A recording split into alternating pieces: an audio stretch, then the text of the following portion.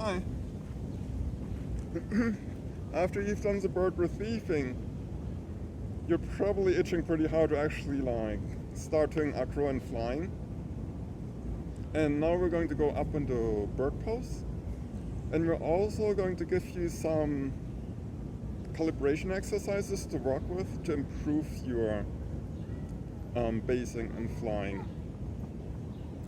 For like a little intro, my knees don't bend a lot, so the entry into bird is a little bit different than how it's done for regular people. It's just an example of how we can adjust to different people's bodies.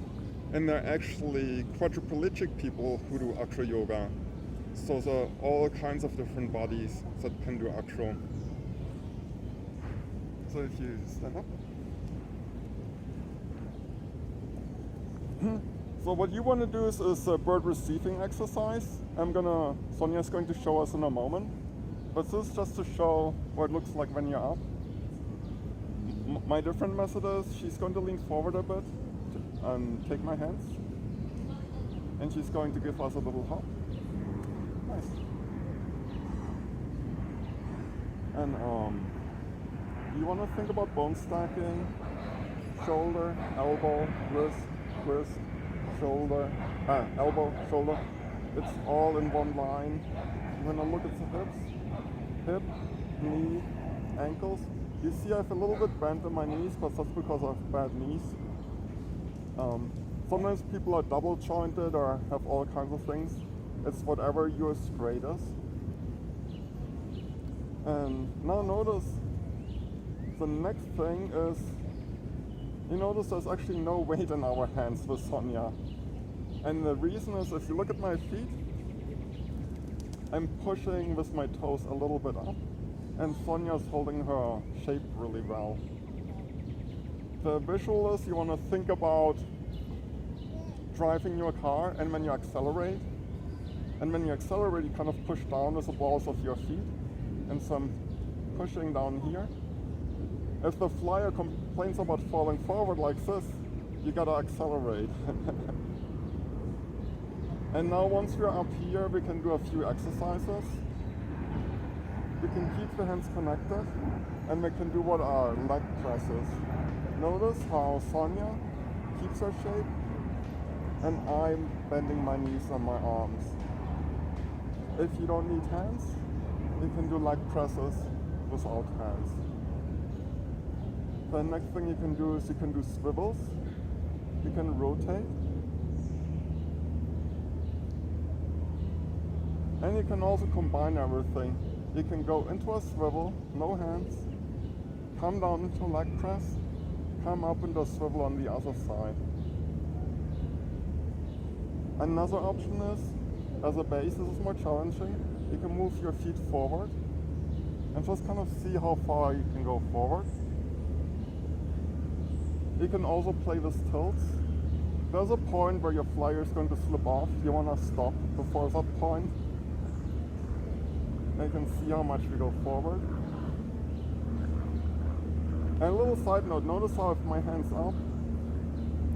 You notice there's no spotter with us, so it's always nice as a base to do a little bit self-spotting where I have my hands up, so in case she were to slide forward, I have her shoulders. Nice. I'm gonna sit down.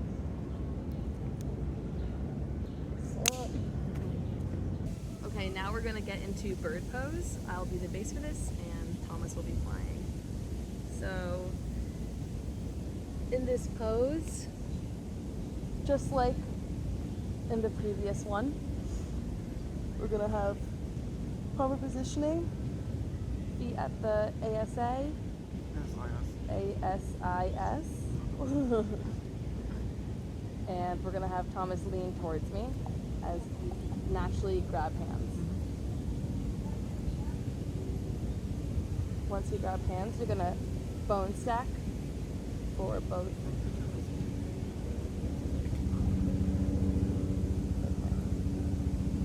We're gonna bone stack our shoulder, elbow, wrist, wrist, elbow, shoulder once again. Okay, there's some ways you can play with this pose. You can go into a leg press, twists.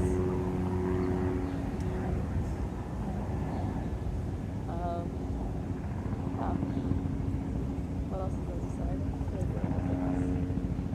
As the base, you can press on the gas pedals to position the cruiser up, or you can release and it'll come down. You want to find where it's comfortable for you both as well. Anything else?